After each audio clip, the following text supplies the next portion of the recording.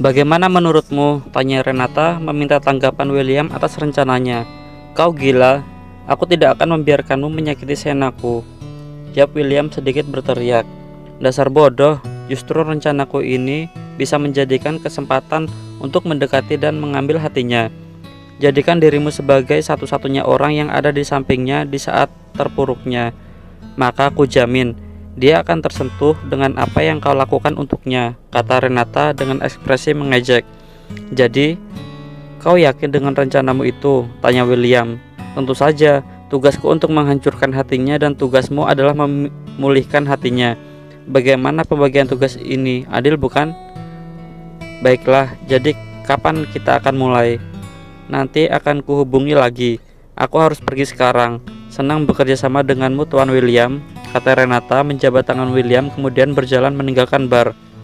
Keesokan harinya, ting tong, hei tumben, pagi sekali sudah kemari, kata Sena. Aku mau menumpang sarapan, boleh kan, kata William. Apakah di rumahmu kehabisan makanan sampai tiba-tiba kau kemari meminta sarapan? Tanya Sena meledek. Kalau memang iya, bolehkah aku tiap hari sarapan di sini? Tanya William bercanda. Hah, itu sih maumu, kata Sena. Sena melanjutkan membuat sarapan di dapur. Dia merasa semakin repot karena pagi ini harus membuat sarapan lebih banyak dari biasanya. Apakah Arnold sudah bangun? Tanya William. Entahlah, bisakah kau mengeceknya untukku? Pinta Sena. Tentu saja, Tuan Putri. William pun segera meninggalkan Sena dan berjalan menuju kamar Arnold. Ceklek, Mami, berapa kali ku bilang kau ketuklah pintu dulu sebelum masuk, kata Arnold mengomel karena pintunya terbuka. Arnold sedang mengganti bajunya, badannya membelakangi pintu. Karenanya ia tidak tahu bila Williamlah yang sudah lancang memasuki kamarnya begitu saja. Ahem, deheman William seketika membuat Arnold menoleh. Om Will, maafkan Om, Tuan kecil, karena memasuki kamarmu seenaknya. Paman kira kau masih tidur. Tidak apa-apa, tumben sekali pagi-pagi Om sudah kemari. Hah, dasar. Baru saja aku datang, kau dan mamimu sudah berbicara seolah-olah aku tidak pernah kemari pagi-pagi, gerutu William yang tidak digubris oleh Arnold. Kalau sudah selesai, keluarlah segera, sarapannya sudah siap, kata William mengacak rambut Arnold kemudian kembali ke tempat di mana Sena berada. Tap, apakah Arnold sudah bangun? Tanya Sena setelah mendengar langkah kaki William yang mendekat. Sudah, sebentar lagi juga akan kemari, jawab William. Pagi, sapa Arnold singkat kemudian menarik kursinya. Pagi, ini susumu sayang, kata Sena menyodorkan segelas susu pada Arnold. Thanks, Mam. Sen, mau kemana? Ayo sarapan bersama, ajak William ketika Sena akan pergi meninggalkan meja makan. Aku mau bersiap-siap untuk mengantarkan Arnold sekolah, kata Sena. Duduklah, ayo sarapan bersama, biar nanti Arnold aku saja yang mengantarkan sekalian berangkat ke kantor, kata William. Baiklah, terima kasih sudah mau direpotkan, kata Sena yang sudah duduk kembali ke kursinya. Jangan sungkan, kata William dengan menyunggingkan senyuman manisnya. Arnold yang mendengar interaksi antara William dan maminya melirik tidak suka. Menurutnya, William terlalu mengambil kesempatan untuk mendekati maminya, apalagi dengan melibatkan dirinya. Setelah sarapan bersama, William pun mendengarkan Arnold ke sekolah sebelum berangkat ke kantor. Om, kau menyukai mamiku ya? Tanya Arnold yang tatap memandang ke depan. Apakah begitu terlihat? Tanya William kikuk. Ya, jawab Arnold singkat. Apa kau mau mengizinkan Om untuk mendekati mamimu? Tanya William tersenyum. Itu urusan kalian, aku tidak akan ikut campur. Dan selama mami bahagia, aku tidak akan melayangkan protes, jawab Arnold dengan ekspresi datar. Kau anak yang baik, puji William mengelus lembut kepala Arnold. Sesampainya di kantor, William segera membuka handphonenya dan sedari tadi sangat berisik. Ternyata dia yang menelpon, kata William begitu melihat nama Renata di riwayat panggilannya. Tak lama kemudian handphonenya pun kembali berdering. Renata menghubunginya lagi. Halo, kemana saja kau brengsek? Kenapa teleponku baru kau angkat? Sapa Renata. Cerewet sekali kau ini. Cepat katakan saja apa yang ingin kau bicarakan.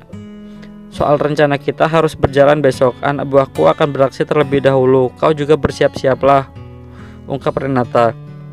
William, ya, kau atur saja semua.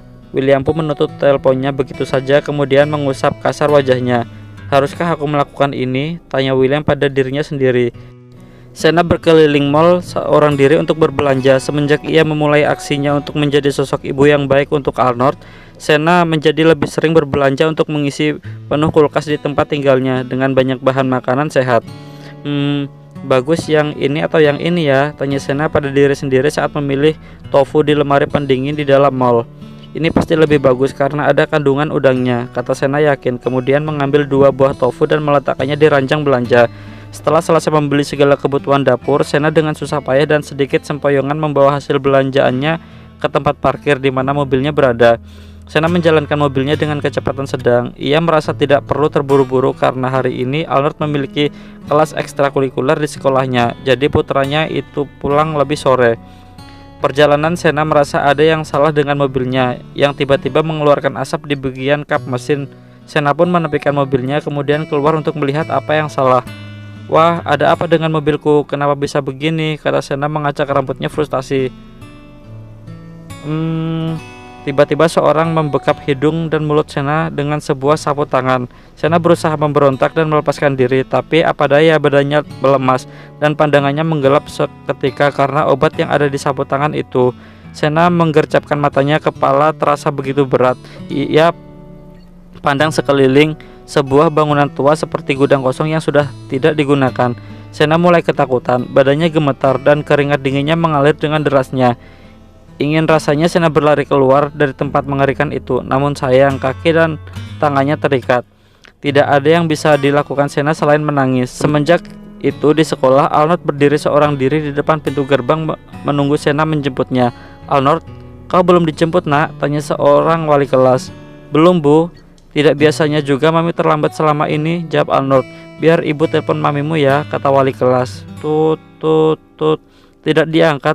Tunggu biar ibu telepon dedimu saja, kata wali kelas lagi setelah panggilan teleponnya tidak diangkat oleh Sena. Tut. Halo.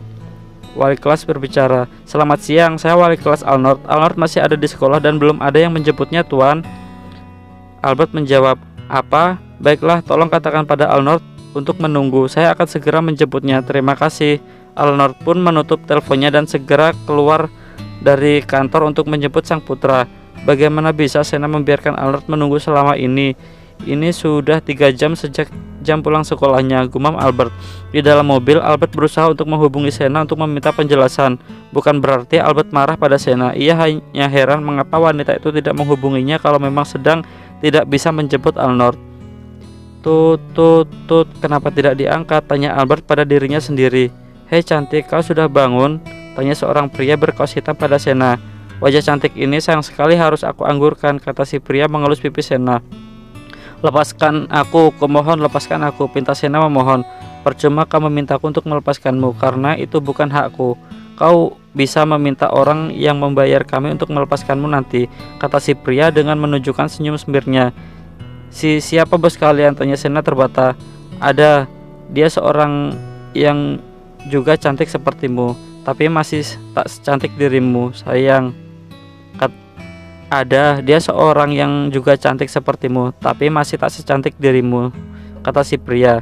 Tutup mulutmu, kata seorang wanita menghentikan ucapan si pria yang dipanggilnya Black. Black pun diam dan mulai menjauhkan diri dari Sena. Wajah seorang brengsek seperti ini, bagaimana bisa Albert menyukainya, kata wanita yang tak lain adalah Renata. Renata mencengkeram dagu Sena memaksa Sena untuk menatap ke arahnya. Renata menutupi wajahnya dengan topeng. Ia tidak akan membiarkan Sena tahu siapa dirinya. Siapa kau? Apa maumu? Tanya Sena yang mulai menangis. Hah, kau bertanya apa mauku? Aku mau kau pergi dan jauhi Albert dengan membuatmu pergi atau membuatmu mati di tanganku. Ya, itu tergantung sikapmu, kata Renata dengan senyum smirk. Tolong, kumohon lepaskan aku, pinta Sena dengan berderai air mata. Melepaskanmu? Dalam mimpimu saja, kau akan habis di tanganku. Kau berani merebut Albert dariku, aku akan membuatmu menyesal karena kau mengambilnya dariku, kata Renata berteriak.